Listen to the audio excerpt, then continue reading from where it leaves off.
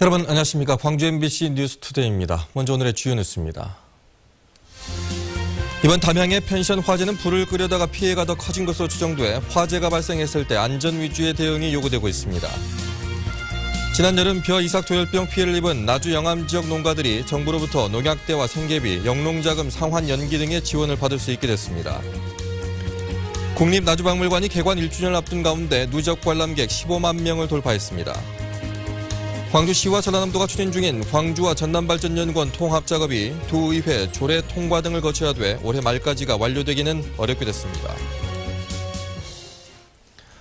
이번 담양의 펜션 화재는 불을 끄려다가 오히려 피해가 커진 것으로 보입니다. 왜 그랬는지 김인정 기자가 설명해드립니다. 기름이 불타고 있는 냄비에 물을 끼얹자 불길이 천장까지 솟구칩니다. 불길은 순식간에 방 전체를 휘감습니다. 이른바 슬롭 오버 현상입니다. 물은 100도가 넘으면 수증기로 변하는데 불붙은 기름처럼 100도가 넘는 온도에서는 부피가 최대 1,500배까지 팽창하면서 일종의 폭발이 일어납니다. 이때 기름에 붙은 불티는 수증기와 함께 튀어오르게 됩니다. 이제 밀가루하고 이제 거기다가 수분을 넣게 되지 않습니까? 그때 이제 우리가 그 현상을 보면 바글바글 막 끓는 그런 현상들이 보이죠. 이제 그런 현상들이 이제 이번 바비큐 같은 데는 더 큰 상태로 이렇게 나타났다. 담양 펜션의 바비큐장에서도 이 같은 슬롭 오버 현상이 일어났던 것으로 보입니다. 바비큐장의 천장이 샌드위치 패널로 만들어진 점도 피해를 키운 원인으로 꼽힙니다. 앞뒤 철판이 연통 역할을 해 불길이 3배나 빠르게 번지는 데다 안에 스티로폼은 불이 붙으면 1, 2분 사이에 유독가스를 배출합니다.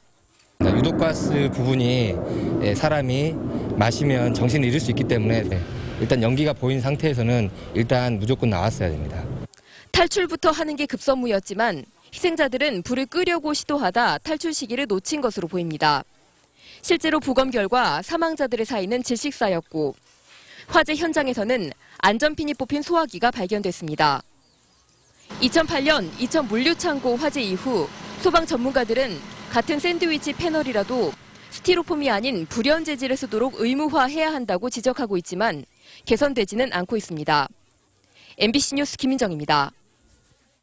10명의 사상자를 낸 담양 펜션 화재 참사에 대한 경찰 수사가 속도를 내고 있습니다. 펜션 업주 가족을 출국 금지 조치하고 자택과 펜션 등을 압수수색했습니다. 송정은 기자입니다.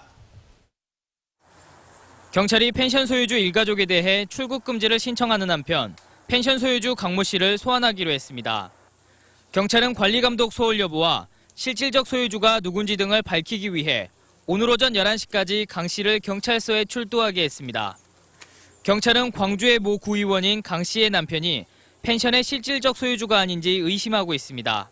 여기 이외에 상계소에 갔는데 본인들이 자진 출석하겠다고 해요. 강제 구인은 안 했습니다. 화재 발생 사흘 만인 어제 경찰은 펜션과 최 씨의 자택 그리고 최 씨의 입원병실에서 2시간이 넘게 압수수색을 진행했습니다. 이 과정에서 펜션관리장부 등 2박스 분량의 증거품이 확보됐습니다. 경찰은 압수품을 분석하며 펜션 불법 중축에 대해 수사하고 있습니다. 그 안에 시설이라든가 거기서 앉아서도 먹을 수 있도록 장판을 깔아요. 장판을. 또 창문도 있고 공기가 통할 수 있도록 환풍기도 달아놓고.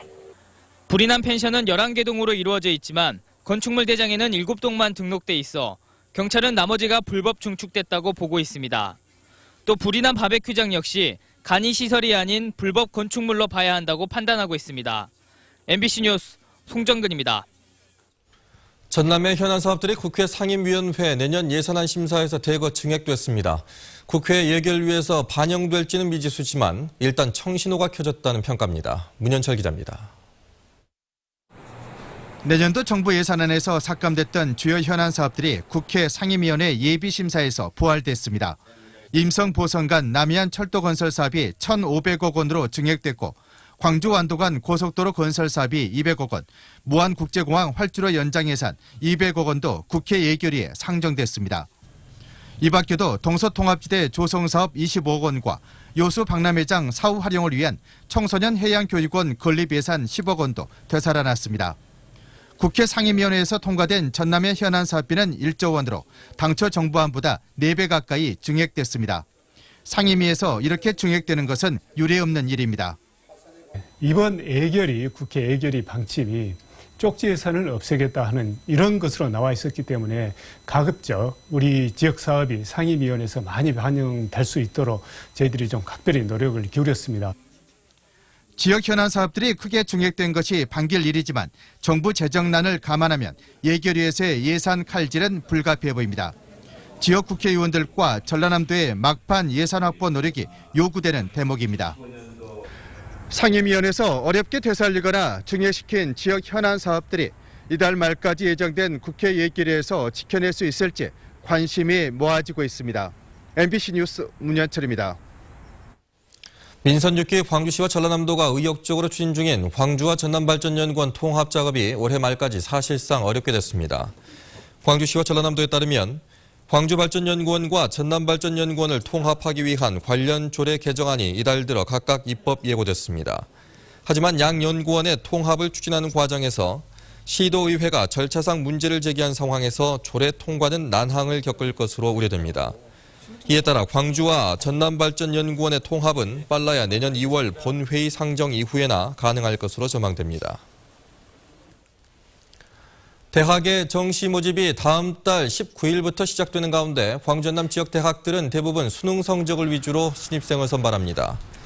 전남대는 모집 정원의 44.4%에 해당하는 1,911명을 정시 모집을 통해 선발하는데 예체능을 제외하고는 수능 성적으로만 신입생을 선발하기로 했습니다.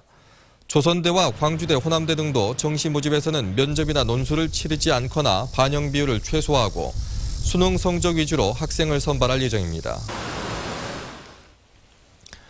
지난 여름 벼 이삭 도열병 피해를 입은 농민들이 보상을 받을 수 있는 길이 열렸습니다.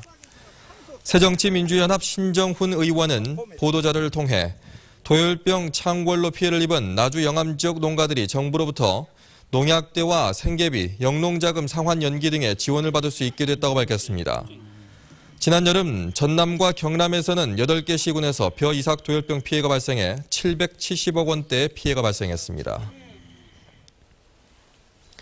국립나주박물관이 개관 1주년을 앞둔 가운데 누적 관람객 15만 명을 돌파하게 됐습니다.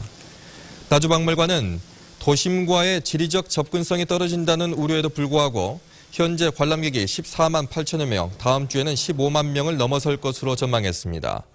나주박물관은 스마트폰을 이용한 전시 안내 시스템과 유물창고 개방, 1박 2일 캠프 등의 특색이 있는 프로그램으로 호평을 받았습니다. 아시아 문화전당 준공검사가 지난주에 끝나면서 전당은 건축물로서는 사실상 완성됐습니다. 이에 맞춰서 전당 내부 전체가 언론에 처음으로 공개됐는데 아직은 콘텐츠가 없어서 다소 휑한 모습이었습니다. 정용욱 기자입니다. 최대 1,680명까지 수용이 가능한 다목적 공연장, 5개 전시관을 더해 축구장 크기만한 복합문화전시관, 준공검사가 끝난 뒤 언론에 처음으로 공개된 아시아 문화전당 내부 모습입니다. 어린이문화원과 문화창조원 등 전당 내부 이동에만 6-7km가 걸릴 정도입니다. 관람석과 무대의 거리를 좁히고 무대를 가변형으로 짓는 등 관객 편의성에 무게가 맞춰졌습니다. 관객과 연출자가 가까이 와서 호흡을 같이 하면서 공연을 볼 수 있는 그러한 특색이기 때문에 피부감을 가지고 공연을 볼 수 있다는 그러한 특색도 있습니다. 빛의 숲이라는 전당의 타이틀에 걸맞게 태양광을 지하로 유도하는 70여 개의 채광정이 설치됐고 300여 장의 유리로 벽면이 완성돼 지하 공간으로 느껴지지 않도록 건축됐습니다. 주간에는 야외에서 지하 건물 내부로 빛을 받아들이고 또 반대로 지금 야간에는 실내의 야간의 조명 빛들을 실외로 발산을 하게 되는. 준공 검사까지 끝나 전당은 건물로서는 완성됐지만 내부 콘텐츠가 없어 제 모습을 갖추기까진 시간이 걸려 보입니다. 아시아 문화중심도시 추진단은 내년 9월 개관 전까지 콘텐츠 준비와 함께 옛 도청 건물을 리모델링하는 민주평화규리원 공사를 마무리할 계획이라고 밝혔습니다. MBC 뉴스 정용욱입니다. 광주시가 정신건강 트라우마 센터를 전문기관에 위탁 운영하기로 하고 수탁기관을 공모합니다. 위탁 대상은 통합정신건강센터와 광주 트라우마센터 등 2개 센터며 접수 기간은 모레 20일부터 28일까지입니다. 광주시는 정신건강 트라우마센터를 2012년부터 올해까지 3년 동안 직접 운영해 구축한 인프라를 바탕으로 내년에는 전문성을 가미해 사업 성과를 극대화하기 위해 위탁 운영한다고 밝혔습니다. 광주 전남 지역의 제조업체 숫자가 2000년 이후 크게 증가한 것으로 나타났습니다. 호남지방통계청이 발표한 호남 지역 제조업 부문 사업체 변화상에 따르면 광주 지역 제조업체 수는 2000년 760곳에서 2012년 1090곳으로 43% 증가했고 전남 지역도 22% 증가했습니다.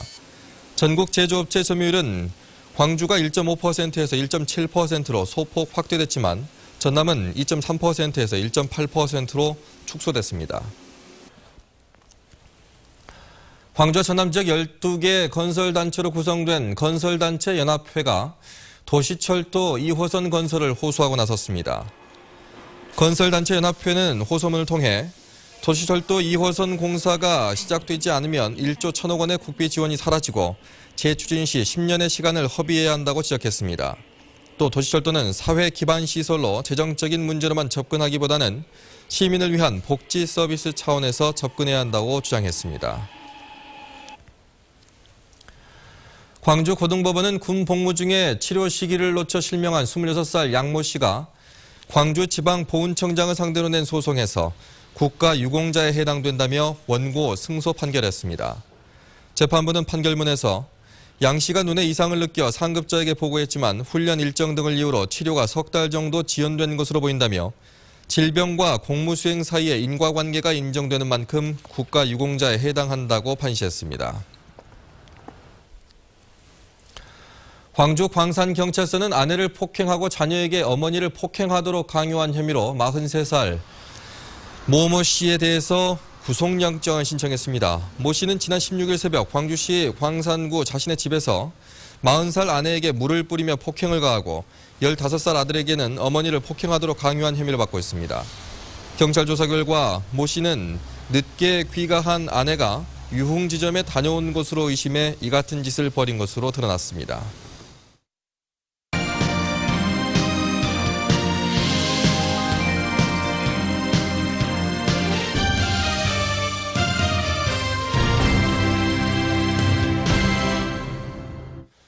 세월호 침몰 사건 당시 관제 업무를 소홀히 했던 진도 VTS는 3년 전에도 해킹을 당했었습니다. 20일 동안 업무가 마비됐었는데 해킹을 주도한 업체 직원 2명에게 실형이 선고됐습니다. 김양훈 기자입니다. 세월호 침몰 사고 당시 관제를 소홀히 해 직원들이 구속됐던 진도 VTS. 3년 전에는 관제 시스템이 해킹을 당할 정도로 관리가 허술했습니다. 진도 VTS 관제 시스템에 장애가 발생한 것은 지난 2011년 3월 22일. 인터넷과 달리 일반인 접속이 불가능한 폐쇄망인데도 고장난 시스템 파일에는 외부 IP 주소 침입 흔적이 남아 있었습니다. 시스템적으로는 다 정상은 아니었습니다. 저희도 이렇게 너무 좀 황당한 면이 많이 있고요. 20일 동안 해역을 통항하는 선박 추적이나 감시 관제 업무가 이루어지지 않았습니다. 해상 관제 시스템 관리권을 둘러싼 업체 간 분쟁 속에 해킹이 이루어졌다는 의혹이 일었습니다. 이 양 업체 간의 다툼에 의해서 이런 부분이 좀 있을 수 있겠구나. 국가 안보를 위협하는 치명적인 사건이었는데 진도 VTS 해킹을 주도한 업체 직원 2명에게 실형이 선고됐습니다. 광주지법 해남지원은 진도 VTS 시스템을 해킹한 혐의로 기소된 업체 직원 43살 이모 씨 등 2명에게 징역 10월을 선고하고 법정 구속했습니다. 이들은 진도 VTS 시스템을 구축했던 업체 직원들입니다. 내부자가 저지른 해킹으로 세월호 침몰 사고 전에도 진도 VTS는 해상 관제에 큰 구멍이 뚫려 있었습니다. MBC 뉴스 김양훈입니다. 가을 단풍철을 맞아 토요일과 공휴일에 무등산으로 가는 1187의 1번 시내 버스가 증편 운행됩니다. 1187의 1번 노선은 하루 22차례 늘린 69회가 운행되며 단풍이 지는 이달 30일까지 증편 운행됩니다. 1187의 1번 노선은 1187번과는 별도로 무등산 탐방객을 위해 주말에만 운행되는 임시버스입니다. 소아 김환기 씨의 미공개 유화 작품이 처음으로 광주 지역 경매 시장에 나옵니다. 미술품 경매 회사 A옥션은 오늘 금호 갤러리에서 진행되는 경매를 통해 김환기 씨가 뉴욕 체류 시절에 그린 전면 점화 작품을 포함해서 오지호, 천경자 등 지역 출신의 유명 작가 작품 270여 점을 선보인다고 밝혔습니다. A옥션은 지금까지 6차례에 걸쳐 미술품 경매 시장을 열어왔습니다. 김장철을 앞두고 신선 농산물과 양념류에 대한 위생관리가 강화되고 있습니다. 농협 전남지역본부는 배추와 무 등 신선 농산물 6개 품목과 고춧가루, 마늘 등 양념류 5개 품목을 중점 관리 대상으로 선정하고 산지 농협과 김치 가공 공장 등을 대상으로 원산지와 유통기한, 위생관리를 강화하고 있다고 밝혔습니다. 또 김장 재료의 사전 수거와 안전성 검사를 실시해 불량 김장 재료의 판매를 원천 차단할 계획이라고 덧붙였습니다. 전남도도 최근 김치류와 젓갈류, 고춧가루 등 제조업체 270여 곳을 점검해 식품위생법 위반 업소 32곳을 적발했다고 밝혔습니다.